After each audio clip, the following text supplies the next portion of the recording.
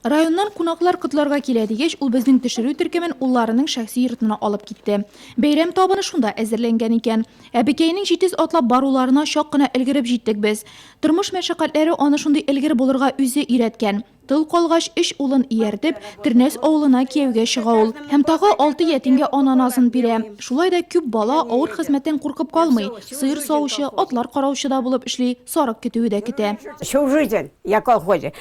Гомерем буена колхозда эшләдем. Нәрсә кушсалар шунда булдым. Җирдә сирдек утырттык та, үсә төшкәч сыер савуга күчтем. Бик авыр булды. Без бит кичкенә кызлар гына идек. Үгезләр белән эшләргә туры килде. Алар бармый, баулары изелеп йөрәтте. Йылый да идек шунда.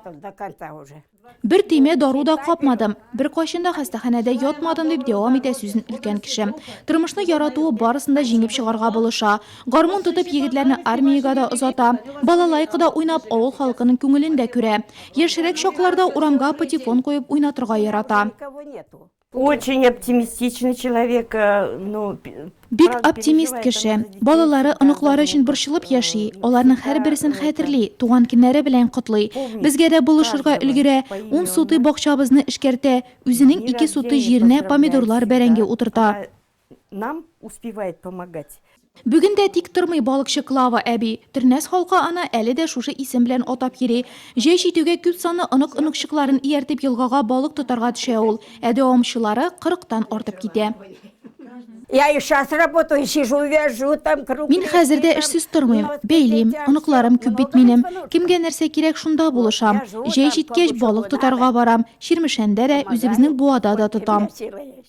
Үзен юбилее белән котларга килгән кунакларны бик җылы каршы алды Клавдия Ивановна. Һәрберсен үзенең зирәк, акылы, җыр телле булуы белән гаҗәпләндерде. Яшәргә әле әбекәйгә. Әнә тәрәс төбендә помидорлары өлгереп килә. Яз җиткәч бакча утыртасы, бәрәңге бакчасында эшлисе бар икән юбилярның.